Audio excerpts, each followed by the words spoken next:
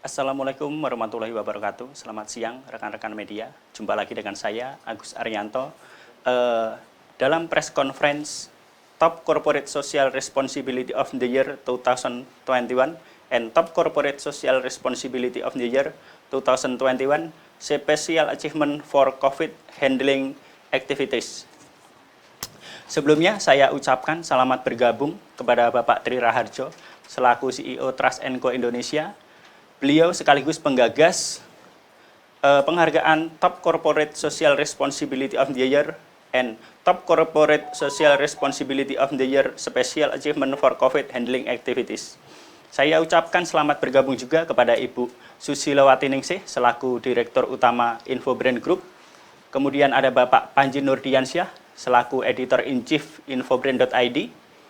Saya ucapkan selamat bergabung pula Bapak Edi Prianto selaku Direktur SDM PT Pelabuhan Indonesia 3 atau Pelindo 3.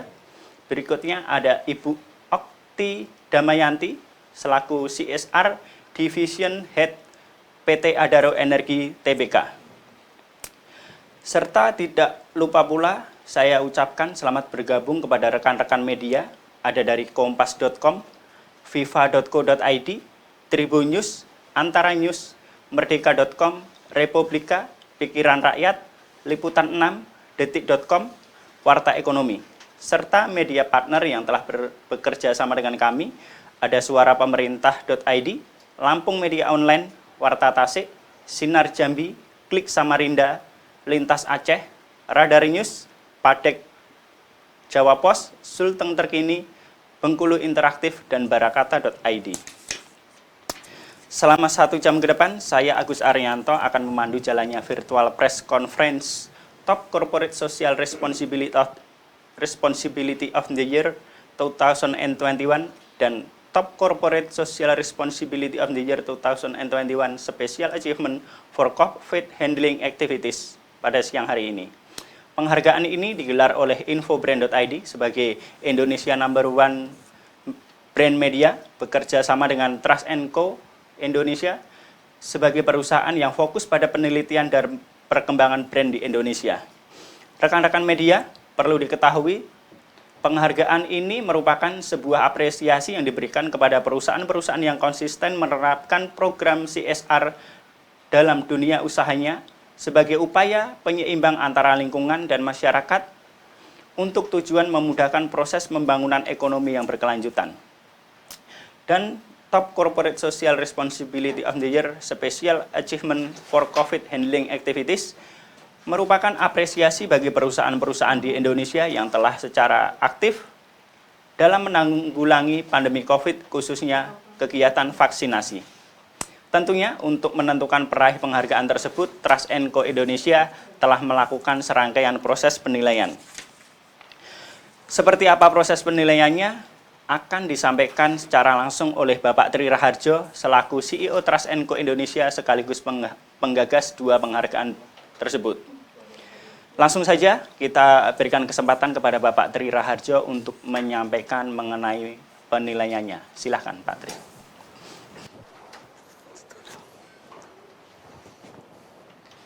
Oke, selamat siang Bapak Ibu sekalian, selamat datang rekan-rekan media massa nasional dan juga media daerah. Saya akan paparkan mengenai metode dan bagaimana kita melakukan penilaian terhadap kegiatan Top Corporate Social Responsibility of the Year pada tahun ini, tahun 2021. Nah, penghargaan ini sudah kami selenggarakan menginjak ke tahun kedua, jadi Top Corporate Social Responsibility of the Years merupakan kerjasama antara Infobrand.id dan juga Trust & Co Indonesia, sebuah apresiasi kepada perusahaan-perusahaan di Indonesia yang telah melakukan aktivitas kegiatan CSR-nya sebagai bentuk rasa tanggung jawab perusahaan terhadap lingkungan sosial dan juga berdasarkan 3 aspek penilaian. Yang pertama adalah CSR konsep, yang kedua adalah CSR impact, dan juga CSR donation value. Nah, tujuan dari penghargaan ini, rekan-rekan media dan juga Bapak Ibu sekalian, yang pertama kita berharap melalui penghargaan ini sebagai bukti pengukuhan kepada perusahaan atas aksi kegiatan CSR yang dilakukan sepanjang 1 tahun terakhir. Yang kedua, kami berharap penghargaan Top Corporate Social Responsibility of the Years pada tahun ini, tahun 2021, diharapkan dapat mendorong citra positif dan juga meningkatkan reputasi dari perusahaan-perusahaan pemenang Top Corporate Social Responsibility of the Years. Yang ketiga, kami berharap penghargaan Top Corporate Social Responsibility of the Years pada tahun ini juga mendorong perusahaan-perusahaan di Indonesia untuk aktif dalam melakukan kegiatan CSR, khususnya dalam menghadapi pandemi COVID-19. Nah, kita tahu bahwa kegiatan Corporate Social Responsibility ini merupakan suatu konsep dan juga tindakan yang dilakukan oleh perusahaan sebagai rasa tanggung jawab perusahaan terhadap sosial maupun lingkungannya. Nah, ketika masa pandemi COVID-19, ini yang menarik, Bapak Ibu sekalian, berdasarkan data yang kami temukan, gitu ya, berdasarkan riset Top Corporate Social Responsibility of the Years tahun 2021 dari 100 pemenang, gitu ya, mereka melakukan berbagai bentuk kegiatan. Yang pertama mulai dari melakukan kegiatan CSR dengan mendonasikan alat pelindung diri dalam bentuk APD. Yang kedua, bantuan bangunan dan sarana ibadah, ini juga masih dilakukan ketika masa pandemi COVID-19. Yang ketiga, adanya bencana, ini juga menjadi salah satu konsentrasi perusahaan-perusahaan dalam kegiatan CSR-nya. Yang keempat, pembagian paket sembako. Kita tahu bahwa pandemi COVID-19 banyak sekali yang terkena dampak, sehingga paket sembako ini menjadi salah satu hal yang dilakukan oleh perusahaan juga. Tidak hanya sampai di sana, tapi juga perusahaan-perusahaan melakukan donasi dalam bentuk bantuan. Contoh adalah bantuan mobil ambulans, itu juga dilakukan oleh perusahaan-perusahaan pemenang. Yang keenam, ada pembangunan infrastruktur. Jadi di tengah pandemi juga beberapa perusahaan melakukan kegiatan CSR dalam bentuk pembangunan infrastruktur. Yang ketujuh, ada juga yang dalam bentuk kendaraan operasional dan juga sarana pendidikan dan juga obat-obatan. Jadi banyak sekali kegiatan yang dilakukan oleh perusahaan-perusahaan di Indonesia sepanjang 1 tahun terakhir dalam melakukan kegiatan corporate social responsibility sebagai bentuk tanggung jawab perusahaan terhadap lingkungan dan sosialnya. Nah, pada penghargaan kali ini, Bapak Ibu, ada 2 kegiatan yang kami lakukan. Yang pertama adalah Top Corporate Social Responsibility of the Years tahun 2021. Kami melakukan riset terhadap 300 perusahaan dan kami memilih 100 top berdasarkan penilaian tertinggi. Yang kedua adalah berdasarkan data yang kami himpun juga, banyak sekali perusahaan-perusahaan yang sudah melakukan kegiatan khususnya penanganan COVID-19 dengan melakukan program vaksinasi bersama instansi terkait. Jadi kita juga memberikan special achievement pada tahun ini, yaitu khusus untuk Top Corporate Social Responsibility of the Year Special Achievement for COVID-19 Handling Activities, khususnya yang melakukan kegiatan vaksinasi terhadap masyarakat maupun lingkungannya. Nah, metode riset yang kami lakukan, Bapak Ibu, jadi kami menggunakan metode desk research berdasarkan data yang kami himpun dari publikasi yang dilakukan oleh perusahaan, baik melalui media massa maupun official website dari perusahaan tersebut, berdasarkan 3 aspek penilaian, yaitu CSR Concept, CSR Impact, dan juga CSR Donation Value. Nah, kegiatan riset sendiri dilakukan dari bulan April hingga Juni tahun 2021 terhadap 300 perusahaan. Jadi yang pertama adalah kita menilai dari sisi konsep kegiatan CSR-nya. Yang kedua adalah kami menilai seberapa besar dampak baik untuk sosial dan juga lingkungannya. Jadi yang ketiga adalah berapa nilai dari donasi yang diberikan oleh perusahaan untuk kegiatan CSR tersebut. Nah, 3 aspek inilah yang kami lakukan kriteria untuk melakukan penilaian siapa saja yang berhak mendapatkan Top Corporate Social Responsibility of the Years pada tahun ini. Nah, adapun kriteria pemenang yang berhak mendapatkan Top Corporate Social Responsibility of the Years pada tahun 2021 ini ada 3 aspek yang harus dipenuhi. Yang pertama adalah perusahaan mempublikasikan kegiatannya, kegiatan CSR-nya mereka publikasikan baik melalui media massa atau melalui official website mereka. Yang kedua adalah perusahaan pemenang memiliki minimal indeks 70%. Yang ketiga adalah perusahaan pemenang masuk ke dalam top 100 Corporate Social Responsibility of the Years pada tahun ini. Nah, adapun tahapan riset yang kami lakukan, yang pertama Trust & Co Indonesia mengumpulkan berbagai data gitu ya yang terkait kegiatan CSR yang dilakukan oleh perusahaan yang dipublikasikan melalui berbagai media dan juga melalui official website mereka. Yang kedua, berdasarkan data-data tersebut kami mengumpulkan bukti kegiatan CSR dari perusahaan-perusahaan tersebut. Yang ketiga, Trust & Co dan juga Infobrand melakukan tahapan proses penjurian dari 300 data perusahaan yang teriset yang kami lakukan berdasarkan data penjurian gitu ya. Wajib perusahaan-perusahaan yang lolos wajib memenuhi 3 hal yang tadi saya sebutkan. Lalu kami dari Trust & Co dan juga Infobrand mengumumkan perusahaan-perusahaan peraih Top Corporate Social Responsibility of the Years pada tahun ini, dan pada hari ini nanti sore akan ada penyelenggaraan virtual award ceremony. Berdasarkan data pemenang dari 100 perusahaan pemenang Top Corporate Social Responsibility of the Years, sebanyak 24 perusahaan adalah perusahaan emiten atau perusahaan terbuka, termasuk di dalamnya ada 7 perusahaan BUMN dan juga 2 perusahaan badan usaha milik daerah gitu ya. Jadi total ada 24 perusahaan terbuka, ada 26 perusahaan milik badan usaha milik negara gitu ya. Ada 44 perusahaan swasta atau non emiten, ada 15 perusahaan milik badan usaha milik daerah. Jadi ini berdasarkan pemenang dari top 100 Corporate Social Responsibility of the Years pada tahun ini. Nah, sementara untuk metodologi untuk Special Achievement for COVID-19 Handling Activities, kami menetapkan ada 3 aspek penilaian. Yang pertama adalah CSR activities-nya. Kita mewajibkan spesial untuk penanganan COVID, khususnya yang melakukan kegiatan vaksinasi untuk lingkungannya. Yang kedua adalah CSR impact. Kami menilai perusahaan atau kegiatan vaksinasi itu diselenggarakan oleh perusahaan atau instansi terkait yang memiliki dampak positif baik buat karyawan, keluarga, dan atau masyarakat penerima vaksin. Yang ketiga adalah CSR branding aspek, bahwa kegiatan vaksinasi itu dipublikasikan di berbagai media atau di saluran media milik perusahaan.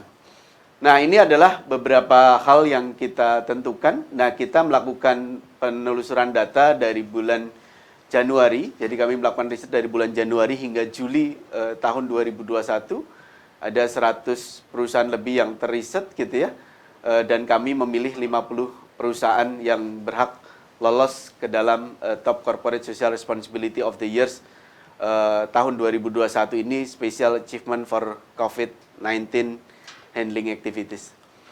Nah, untuk menentukan kriteria pemenang, kami juga menetapkan 3 kriteria. Yang pertama adalah perusahaan pemenang mempublikasikan kegiatan CSR-nya.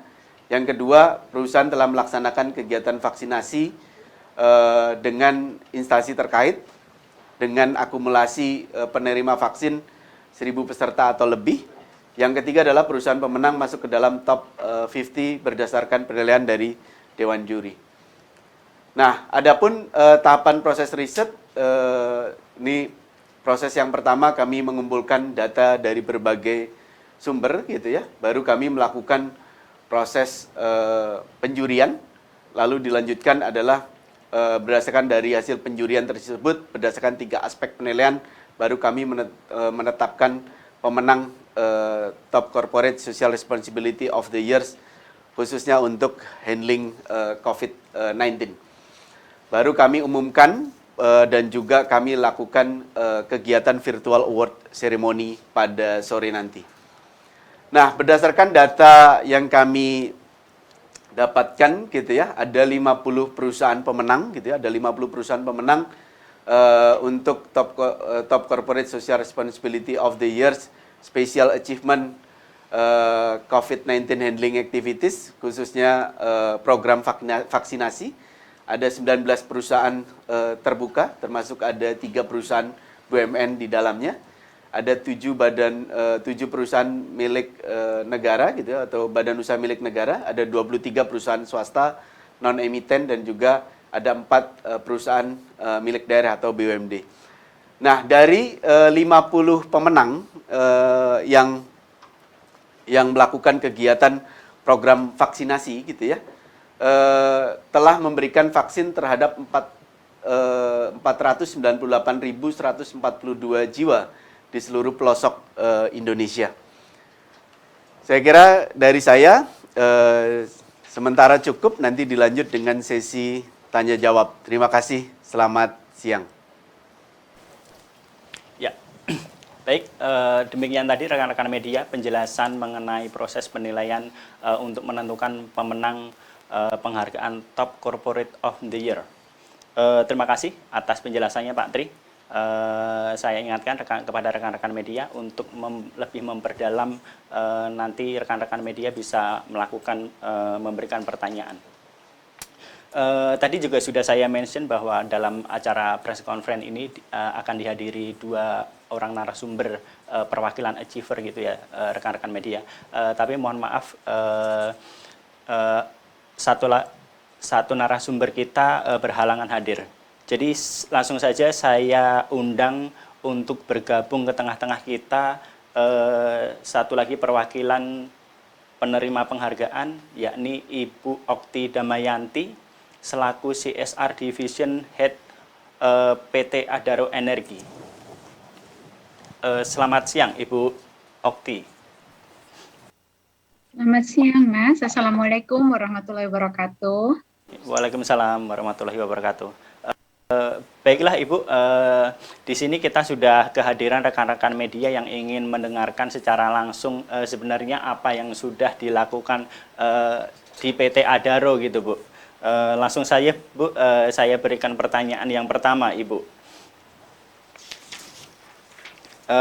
Mungkin bisa dijelaskan dulu Bu mengenai kegiatan CSR di PT Adaro Energi itu fokusnya dalam bidang apa Bu gitu Bu? Baik, terima kasih. Semangat pagi untuk rekan-rekan media yang berhadir di ruangan virtual ini. Mungkin sedikit dulu gambaran mengenai Adaro Energi. Itu memang sebuah perusahaan yang sudah public listed dan kita bergerak di bidang energi. Jadi saat ini kami mempunyai 8 pilar bisnis, di mana terdiri dari Adaro Mining, Adaro Services, Adaro Power, Adaro Land, Adaro Water, kemudian juga ada Adaro Capital, dan yang paling bungsu itu adalah Adaro Foundation. Jadi mungkin rekan-rekan bisa melihat bahwa Adaro ini melihat CSR itu menjadi bagian dari berbisnis. Jadi ketika kita berbisnis, CSR itu adalah menjadi sesuatu hal yang sudah embedded di dalam proses bisnis kami. Kemudian pasti pertanyaannya, kenapa kok Adaro begitu serius terhadap CSR? Itu karena memang kita melihat dengan adanya CSR itu akan mendukung salah satu misi yang dimiliki oleh Adaro Energi, yaitu mendukung pembangunan negara dan masyarakat. Nah, disitulah peran bisnis dan juga CSR itu sangat besar. Tadi pertanyaannya adalah, kemudian fokus bisnisnya apa? Fokus program CSR-nya apa? Nah, kami mempunyai platform yang kita sebut Adaro Nyalakan Perubahan. Kenapa nyalakan? Karena kami perusahaan energi, jadi kami ingin sekali menjadi bagian dari negara ini yang mempunyai semangat untuk selalu menyalakan perubahan yang positif. Nah, di bawah platform Adaro Nyalakan Perubahan kami punya 5 pilar, yaitu Adaro Nyalakan Ilmu yang berkiprah di ekonomi, di pendidikan, Adaro Nyalakan Raga di kesehatan, Adaro Nyalakan Sejahtera di ekonomi, Adaro Nyalakan Budaya, dan Adaro Nyalakan Lestari untuk environment. Jadi pada dasarnya Adaro itu mempunyai lingkup yang cukup luas untuk program CSR-nya dengan platform Adaro Nyalakan Perubahan tersebut. Dari 5 pilar yang kami jalankan sejak 28 tahun yang lalu, sejak Adaro berdiri, kami sangat berfokus pada pendidikan, kemudian kepada peningkatan ekonomi masyarakat, serta kesehatan. Jadi itu 3 pilar di mana Adaro meletakkan resources-nya yang cukup agar program-program CSR yang menyentuh ketiga pilar itu bisa berjalan dengan baik. Jadi itu 3 itu Pak, dan kalau dibandingkan memang Adaro Nyalakan Ilmu lah yang paling besar kita alokasikan. Tentu rekan-rekan media bertanya kenapa? Karena Adaro percaya dengan pendidikan itu akan mengubah nasib sebuah individu, seseorang, keluarga, sebuah desa, bahkan sebuah negara. Jadi tingkat pendidikan itu menjadi sangat fundamental. Oleh karena itu Adaro sangat berfokus di situ, tanpa melupakan pilar lain, yaitu raga untuk kesehatan dan ekonomi. Demikian, mudah-mudahan bisa sedikit menjawab. Baik, terima kasih Ibu Okti atas jawabannya. Pertanyaan kedua, Ibu Okti, kita tahu bahwa saat ini sudah jalan 2 tahun kita dalam kondisi pandemi COVID itu ya Bu Okti ya. Sementara Ibu tadi sudah menjelaskan bahwa program CSR itu sudah menjadi kegiatan yang rutin dilaksanakan di PT Adaro Energi itu Bu ya. Sudah memiliki program gitu ya Bu ya. Program yang tentunya dilaksanakan secara rutin. Tapi mengingat kondisi saat ini Bu, dalam 2 tahun terakhir ini kan kita dihadapkan pada pandemi COVID gitu ya Bu ya. Pertanyaan saya pertama, apakah kondisi itu mempengaruhi bisnis dari PT Adaro Energi itu sih Bu? Terus kemudian pertanyaan keduanya berkaitan dengan kegiatan CSR-nya tentunya. Apakah terus melakukan atau merubah fokus untuk melakukan turut melakukan penanggulangan pandemi yang tentunya sudah dilakukan pemerintah gitu. Terus kegiatan-kegiatannya apa saja Bu? Baik, terima kasih. Rasanya ujian yang kita rasakan bersama sejak tahun lalu ya, Maret 2020 sampai saat ini, itu memberi dampak kepada siapapun, tidak ada pengecualiannya. Baik bagi bisnis maupun juga pemerintah, para akademisi, seluruh masyarakat, tidak hanya di Indonesia bahkan di dunia. Demikian juga dengan Adaro, pasti akan terdampak juga dari dari adanya pandemi yang sejak tahun lalu. Tapi mungkin pertanyaannya adalah apa yang bisa kita perbuat dengan ujian yang sedang kita hadapi bersama ini.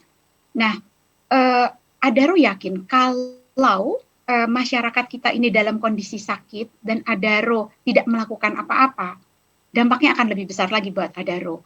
Nah, oleh karena itu, dengan sejak tahun lalu, kami meluncurkan sebuah program yang kami namakan Adaro Berjuang untuk Indonesia.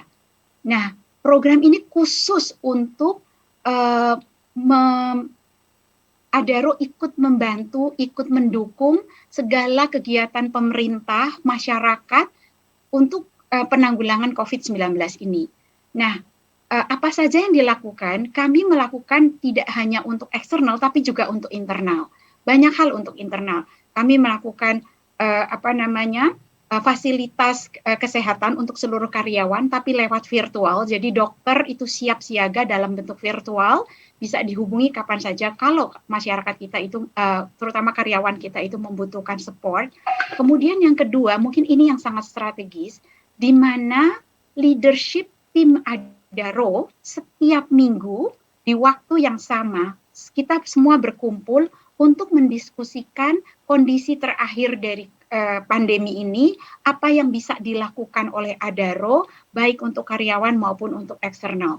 Ini sudah dilakukan sejak tahun lalu, jadi kalau dihitung, setiap minggu kita melakukan rapat, kita sudah masuk ke rapat ke 75 kalau tidak salah. Jadi udah 75 kali seluruh leadership team kita itu mendiskusikan hal itu.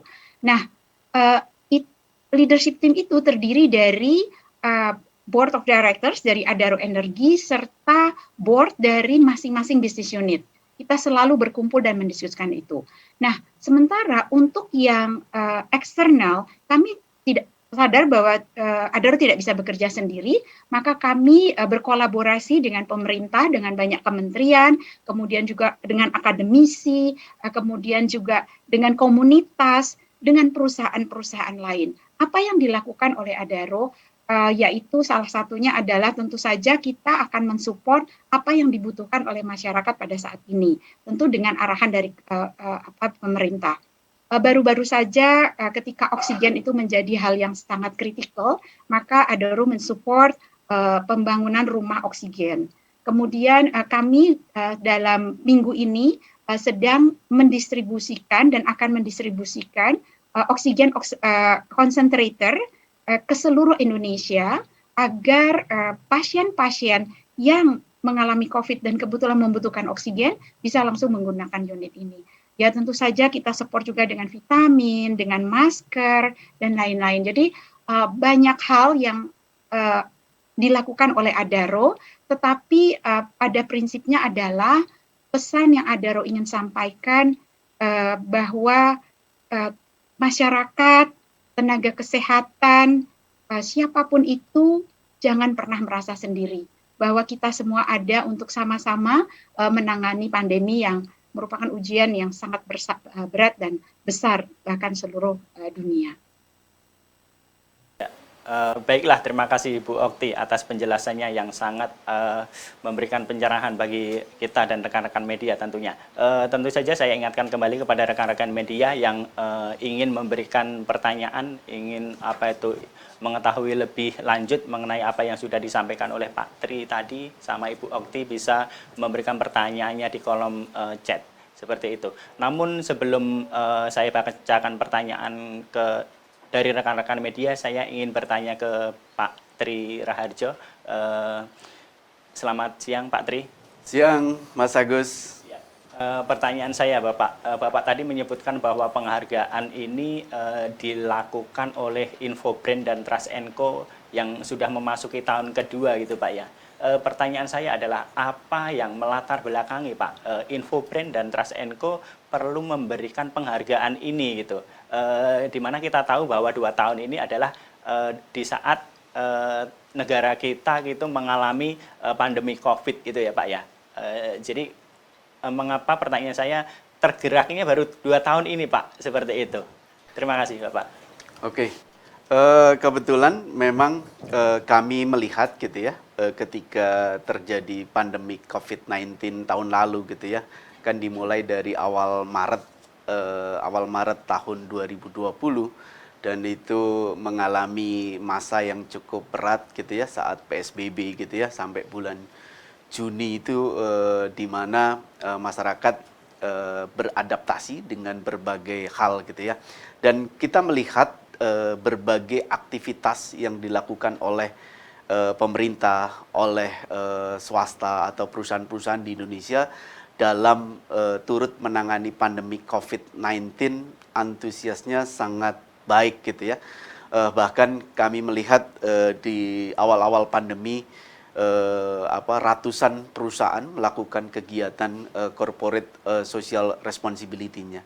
Nah, kami melihat bahwa kegiatan ini merupakan suatu memberikan manfaat bukan hanya buat perusahaan, tapi juga buat penerima manfaat atau penerima donasi atau penerima kegiatan CSR yang dilakukan. Nah, berdasarkan kami melihat data-data yang ada di lapangan, kami melihat banyak sekali perusahaan yang melakukan kegiatan CSR, dan kami tergerak untuk memberikan sebuah apresiasi kepada perusahaan-perusahaan yang telah berhasil melakukan kegiatan corporate social responsibility-nya pada tahun lalu. Nah, memang tahun lalu kami fokus melakukan kegiatan pemberian penghargaan khususnya untuk perusahaan-perusahaan yang membantu penanganan COVID-19 gitu ya, penanganan COVID-19. Baru kami lanjutkan penilaian terhadap perusahaan-perusahaan yang melakukan kegiatan CSR khususnya yang mensupport kegiatan UMKM dan entrepreneurship di Indonesia. Itu juga kami lakukan. Kenapa? Karena banyak sekali dampak dari pandemi COVID-19 ini juga terkena untuk para pelaku usaha UMKM, sehingga kami dari Trasenko dan juga Infobrand menginisiasi kegiatan ini. Nah, puji syukur kegiatan ini direspon positif oleh publik dan juga oleh rekan-rekan media yang mensupport kegiatan ini dipublikasikan secara nasional. Ini merupakan bentuk apresiasi kepada perusahaan yang telah berhasil melakukan kegiatan CSR-nya. Terlebih di masa sulit seperti ini, banyak juga perusahaan yang melakukan kegiatan CSR. Saya kira hal ini suatu kegiatan yang positif untuk dikembangkan di kemudian hari maupun di waktu-waktu yang lain gitu ya. Saya kira itu yang melatar belakangi kita, Mas Agus. Kenapa kita selenggarakan kegiatan ini? Ya, baik, terima kasih Pak Tri atas penjelasannya. Pertanyaan kedua Pak Tri, kita tahu bahwa kegiatan CSR itu sudah menjadi kegiatan wajib dan kegiatan rutin oleh perusahaan gitu ya. Tadi disampaikan oleh Ibu Okti bahwa di Adara itu sudah punya program gitu kan, melalui salah satu lembaganya itu tadi yang dia sudah memiliki program rutin seperti itu kan. Nah, sementara kegiatan CSR ini juga dimanfaatkan untuk kegiatan-kegiatan lain seperti penanggulangan bencana alam misalnya. Nah, sementara 2 tahun ini kita dihadapkan pada pandemi COVID yang membutuhkan support yang sangat besar gitu ya dari berbagai pihak, tentunya termasuk perusahaan. Gimana Pak Tri, Bapak melihat perusahaan menjadi salah satu elemen penting gitu ya, mereka dalam menyeimbangkan kegiatan CSR mereka ini Pak. Jadi kegiatan yang sudah dirancang setiap tahun itu juga tetap berjalan gitu kan. Sementara untuk kejadian-kejadian insidental seperti musibah bencana alam itu juga tercover, sementara mereka juga tetap dapat mendukung program pemerintah untuk penanggulangan COVID seperti ini. Bagaimana Bapak dalam riset yang dilakukan itu melihat itu Bapak?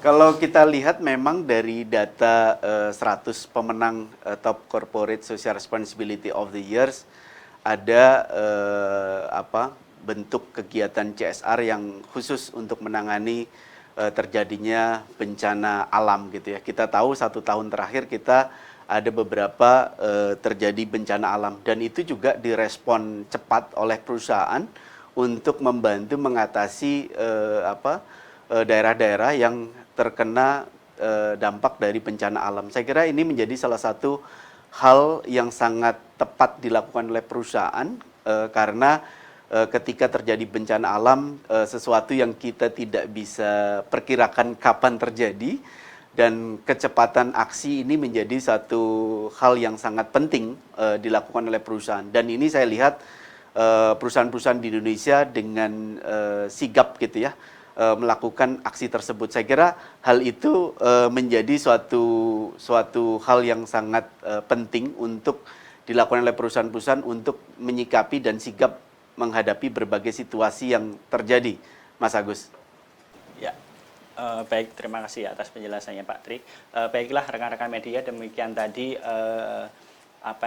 obrolan kita, bincang-bincang kita dengan Pak Tri dan Ibu Okti itu ya, selaku salah satu perwakilan penerima penghargaan. Mungkin saya lanjutkan ke Q&A dari rekan media. Di sini sudah ada beberapa pertanyaan. Pertanyaan pertama, mohon maaf tidak disebutkan penanyanya. Pertanyaan pertama, bagaimana caranya agar bisa menerapkan CSR untuk bisnis menengah? Satu pertanyaan dulu, barangkali ini dijawab oleh Pak Tri Raharjo. Nah, ini menarik bagaimana menjalankan kegiatan corporate social responsibility untuk perusahaan menengah. Memang kita sering melihat banyak sekali kegiatan CSR yang dilakukan oleh perusahaan-perusahaan besar di Indonesia gitu ya, korporasi besar. Apakah bisa juga dilakukan oleh perusahaan-perusahaan skala menengah bahkan kecil gitu ya. Saya kira kegiatan aksi sosial aksi kepedulian dari perusahaan kepada lingkungannya atau kepada masyarakat ini harus menjadi plan dari leader di dalam perusahaan tersebut. Kenapa? Karena ini bagian dari bagaimana perusahaan memiliki nilai kebermanfaatan buat lingkungan sekitar. Saya kira hal ini patut menjadi perhatian buat perusahaan-perusahaan di skala menengah atau skala kecil sekalipun gitu ya.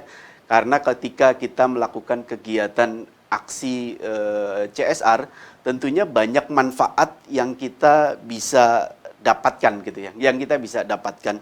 Yang pertama tentunya kita bisa berkontribusi kepada masyarakat dan juga di lingkungan sekitar perusahaan, itu bisa menjadi suatu hal yang penting. Yang kedua, saya melihat kegiatan CSR sekarang juga sudah mulai bergeser ke creating share value. Jadi tidak hanya berdampak pada masyarakat atau lingkungannya, tapi juga berdampak positif buat perusahaan. Hal itu kita lihat gitu ya, banyak sekali perusahaan, contoh di industri di perkebunan gitu ya, mereka melakukan kegiatan creating share value dengan melakukan pembinaan terhadap petani sawit setempat, misalkan kalau itu perusahaan sawit gitu ya. Ada juga contoh salah satu perusahaan kecap gitu ya, melakukan kolaborasi dengan petani kedelai. Itu salah satu kegiatan creating share value yang dilakukan oleh perusahaan. Saya kira dengan adanya impact buat masyarakat dan juga impact buat perusahaan, perusahaan akan merasa ini bagian dari strategi dalam mengembangkan bisnis dan juga bagaimana membangun reputasi dan juga nilai kebaikan yang didorong untuk diterjemahkan kepada masyarakat secara luas. Saya kira hal itu menjadi titik tekan yang perlu dilakukan, baik perusahaan besar maupun perusahaan skala menengah. Saya kira hal ini patut diinisiasi mulai dari pimpinan tertingginya terlebih dahulu. Saya kira itu yang perlu dilakukan. Ya, baik, terima kasih Pak Tri atas penjelasannya. Selanjutnya ada pertanyaan lagi Pak Tri yang mungkin ini bisa dijelaskan juga oleh Pak Tri. Ini menarik ini Pak, bagaimana praktik CSR di era digitalisasi Pak Tri? Nah ini menarik gitu ya, bagaimana praktek CSR di era digitalisasi gitu ya. Kalau saya melihat beberapa perusahaan memang melakukan berbagai inovasi gitu ya, berbagai inovasi dalam melakukan kegiatan CSR. Contoh, salah satu perusahaan telekomunikasi gitu ya, melakukan kegiatan CSR di bidang pendidikan. Jadi ada kegiatan training yang dilakukan oleh perusahaan telekomunikasi ini gitu ya. Mereka membuka kepada masyarakat secara luas yang ingin belajar mengenai coding dan lain sebagainya gitu ya. Itu dilakukan oleh perusahaan telekomunikasi ini. Bahkan ini dilakukan secara digital. Dan ini pesertanya sangat banyak gitu. Pesertanya sangat banyak. Itu menurut saya satu hal yang sangat menarik yang dilakukan oleh perusahaan telekomunikasi tersebut. Ada juga berbagai upaya yang dilakukan oleh perusahaan, contoh di bidang kosmetik gitu ya, dan juga khusus untuk market pasar ibu-ibu di Indonesia, melakukan kegiatan edukasi dengan memberikan edukasi secara gratis gitu ya, dalam bentuk kegiatan yang dilakukan dengan membuat semacam webinar gitu ya, webinar yang dilakukan oleh perusahaan tersebut dan diikuti oleh ratusan ibu-ibu di Indonesia, dan ibu-ibu merasa mendapatkan manfaat dari kegiatan tersebut. Itu juga dilakukan oleh perusahaan-perusahaan di bidang kosmetik gitu ya, di bidang kosmetik. Nah, di era keterbatasan seperti ini, saya kira memang ketika kita tidak bisa ketemu atau tatap muka secara langsung gitu ya memang creativity, inovasi sangat diperlukan dalam melakukan berbagai kegiatan CSR, Mas Agus. Jadi memang perlu disesuaikan dengan program masing-masing gitu ya, disesuaikan dengan program dari masing-masing perusahaan, mana yang paling tepat dan relevan dengan audiens yang mereka sebagai target kegiatan CSR mereka. Saya kira itu, Mas Agus. Baik, terima kasih atas penjelasannya Pak Tri. Barangkali saya akan kembali ke Ibu Okti. Yang saya lihat di sini Ibu Okti masih aktif ikut memberikan jawaban kepada beberapa kepada rekan-rekan media yang bertanya gitu Ibu ya. Mungkin nanti Ibu Okti bisa mengelaborasi lagi Bu secara langsung gitu. Mungkin yang ingin saya tanyakan ini adalah bagaimana dengan perusahaan yang dipimpin oleh perempuan, apakah CSR mereka jadi lebih efektif? Ibu Okti, mungkin bisa dijelaskan Ibu. Baik, terima kasih Mas Agus. Sebetulnya saya percaya bahwa tidak ada kaitannya apakah CSR kalau dipimpin oleh berbeda gender itu berbeda hasilnya. Apakah CSR itu dipimpin oleh perempuankah atau laki-lakikah? Buat saya hasilnya akan sama bagusnya, impact-nya akan sama kerennya, konsepnya akan sama kuatnya. Apabila yang memimpin CSR perusahaan tersebut memang orang yang mempunyai kompetensi yang tinggi, capacity yang baik, dan tentu saja passion terhadap apa yang dilakukannya dengan baik. Dan tidak kalah pentingnya bila ada dukungan penuh dari para direksi di perusahaan tersebut, sehingga CSR leader di perusahaan tersebut bisa memanuver dan bisa berkreativitas untuk menghasilkan impact yang besar buat masyarakat. Jadi nggak ada hubungannya kok laki atau perempuan, pasti hasilnya akan bagus. Meskipun tidak bisa dipungkiri mungkin stylenya berbeda, caranya agak berbeda, karena kan biar bagaimanapun seorang perempuan sama seorang laki-laki itu dalam melihat sesuatu hal itu angle-nya suka berbeda. Tapi buat saya itu justru memperkaya. Jadi nggak ada masalah, pasti efektif siapapun yang akan memimpin CSR atau bahkan memimpin sebuah perusahaan. Mungkin bisa menjawab begitu Mas Agus. Ya, baik, terima kasih Ibu Okti. Mungkin juga bisa dijawab pertanyaan yang sama seperti tadi dijawab oleh Pak Tri mengenai CSR di era digital, Bu Okti. Apa yang sudah dilakukan nih di Adaro gitu? Iya, digitalisasi itu sebuah keniscayaan ya. Untuk generasi yang sudah lebih senior dari kita mungkin akan agak berat nih untuk keep up dengan digital world gitu, di mana dunia ini udah borderless, sudah tidak ada batasnya gitu. Dan kalau kami melihatnya justru dengan adanya digitalisasi, maka peluang untuk melakukan banyak kegiatan, aktivitas, program yang yang lebih murah itu terbuka luas. Karena kalau dulu nih kita untuk menghasilkan sebuah kegiatan kita harus bertemu muka, kemudian pasti membutuhkan biaya-biaya tidak sedikit, waktu yang tidak sedikit. Dengan digital itu betul-betul borderless. Itu hanya click away, di mana kita tinggal buka apakah lewat Zoom ataukah lewat WhatsApp atau apapun itu, mudah sekali kita bisa berinteraksi. Kemudian pertanyaannya adalah apa yang dilakukan Adaro ya? Salah satunya kami tuh menyadari bahwa banyak anak-anak kita yang masih di pelosok, yang tidak mendapatkan akses cukup bagus untuk pendidikan. Nah, Adaro bekerja sama dengan mitra kami yang memang ahli di bidangnya. Kita itu menyasar guru-guru, murid-murid yang ada di pelosok, yang susah sekali untuk mendapatkan materi-materi bagus. Jadi kita siapkan e-education. Materinya itu juga bisa diupload lewat handphone, kemudian asal punya ada sinyal dan dia punya pulsa, kadang kita juga memberikan motivasi memberikan pulsa, mereka bisa akses kepada materi-materi yang bagus. Mereka bisa membangun community di mana community sesama guru bisa saling berbagi bagaimana sih cara mengajar dengan baik. dan banyak hal yang bisa dilakukan. Itu hanya salah satu contoh.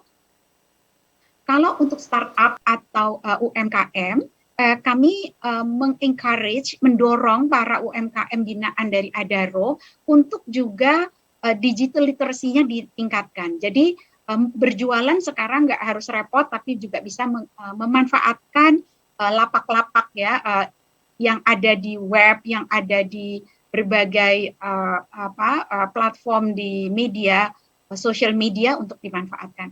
Jadi digitalisasi itu adalah sebuah hal yang membuka peluang asal kita melakukannya dengan kreatif dan berani menampilkan unique selling proposition kita. Ya, baiklah, terima kasih Ibu Okti atas penjelasannya. Berhubung tidak ada pertanyaan dari rekan-rekan media, mungkin saya berikan pertanyaan sekaligus closing statement nanti dari masing-masing narasumber gitu, Bapak dan Ibu ya.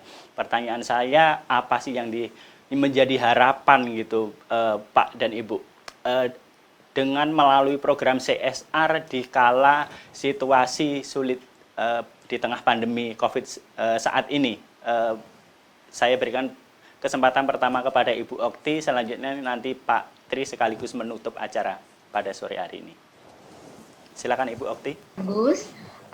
Buat Adaro, apakah dalam situasi apapun kami mempunyai secret recipe atau resep rahasia atau prinsip yang kami jalankan dalam menjalankan bisnis kami, yaitu good corporate governance, tata kelola perusahaan yang baik, ditambah dengan good mining practices ketika kami beroperasi menggunakan cara-cara pertambangan yang terbaik yang kami bisa, ditambah CSR.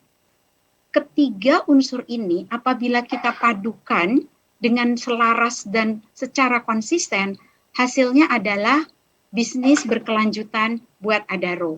Jadi buat Adaro, apapun kondisinya, kapanpun itu, tiga hal inilah yang akan dilaksanakan. Jadi jangan Bapak Ibu sekalian, jangan menunggu bisnis itu besar dulu baru melakukan CSR.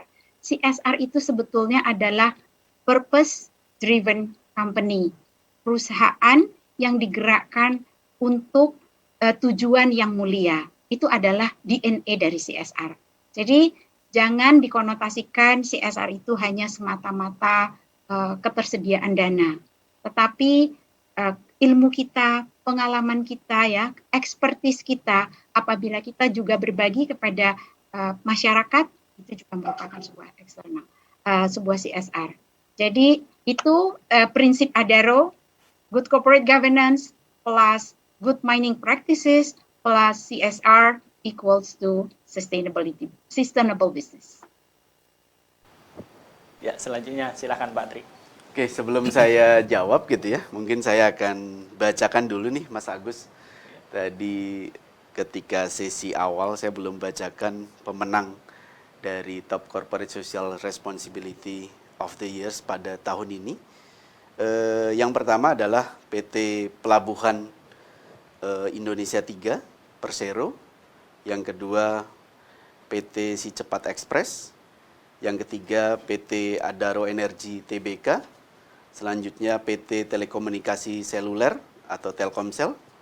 Selanjutnya PT Tiki Jalur Nugraha Eka Kurir JNE. Selanjutnya PT Sharp Elektronik. Selanjutnya PT Hutama Karya Persero. Selanjutnya PT Bank Rakyat Indonesia. Selanjutnya PT Telkom Indonesia Persero. Selanjutnya PT Busan Auto Finance. Selanjutnya PT Bank DBS Indonesia.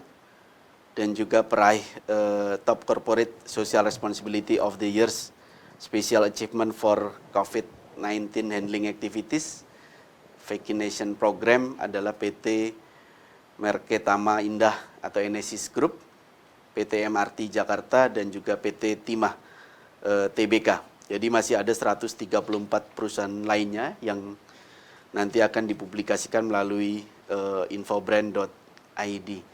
Saya kira saya sangat setuju tadi yang disampaikan